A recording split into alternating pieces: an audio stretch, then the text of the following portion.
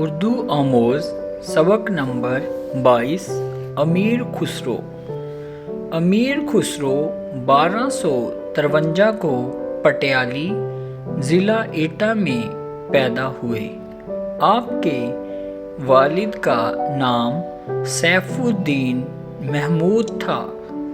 دنیا کے بڑے بڑے صوفیوں، ولیوں اور رشی منیوں نے انسانیت نوازی کے لیے اپنی زندگیاں وقف کر دی ہیں۔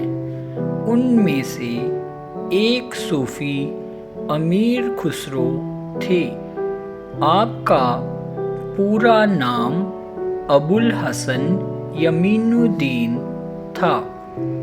بعد میں امیر خسرو کے نام سے مشہور ہوئے، جو ایک ترک قبیلے لاچین سے تعلق رکھتے تھے، جو چنگیز خان کے زمانے میں وطن چھوڑ کر ہندوستان آ گئے تھے۔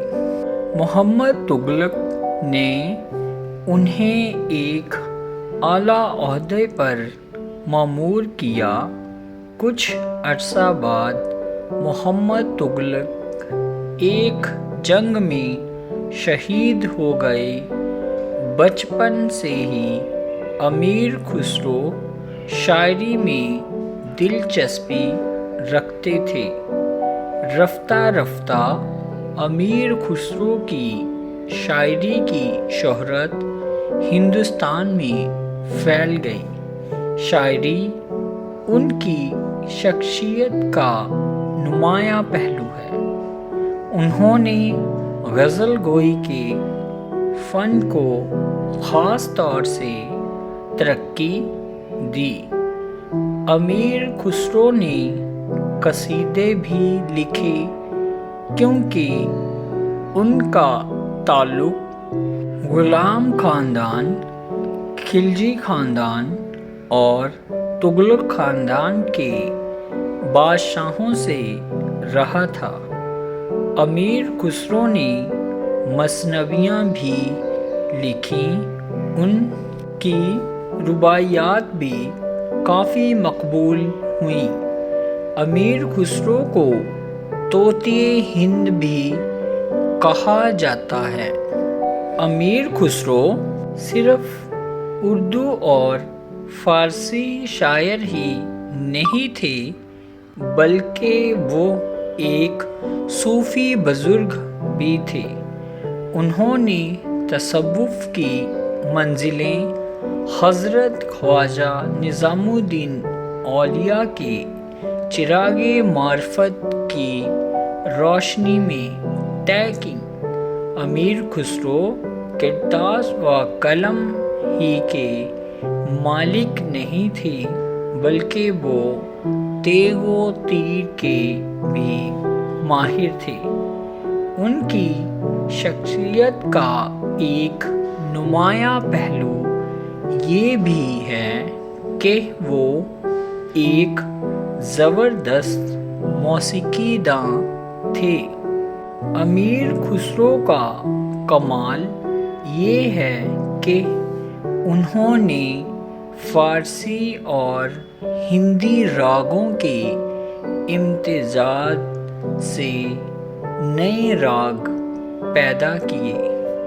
چونکہ امیر خسرو خواجہ نظام الدین اولیاء کے مرید تھے اور ان کی رہنمائی میں تصوف کی بہت سی منزلیں طے کر چکے تھے، اس لیے ان کی غزل کا نمایاں عنصر تصوف ہی ہے۔ ان کے کلام میں موسیقی، عشق حقیقی کی جھلک ملتی ہے۔ امیر خسرو کی اخلاقی شاعری بھی قابل قدر ہے۔ ان کے یہاں فلسفیانہ خیالات کا بھی عکس ملتا ہے۔ امیر خسرو کی تخلیقی صلاحیت کی کئی مثالیں ملتی ہیں۔ ایک بار وہ پیاسے ایک کنویں پر پہنچے، وہاں 4 عورتیں پانی لینے آئی تھیں۔ امیر خسرو نے ان سے درخواست کی کہ وہ انہیں پانی پلا دیں، تو پانی بھرنے والی عورتوں نے مذاق کے طور پر ان سے کہا کہ وہ اس شرط پر پانی پلائیں گی کہ جب وہ کھیر، چرخا، کتا اور ڈھول کو ملا کر ایک قبط کہہ دیں۔ عورتوں کے منہ سے الفاظ نکلے ہی تھے کہ خسرو نے یہ قبط تخلیق کر سنا دی: کھیر پکائی جتن سے، چرخا دیا چلا، آیا کتا کھا گیا، تو بیٹھی ڈھول بجا۔ امیر خسرو کا انتقال 1325 کو ہوا۔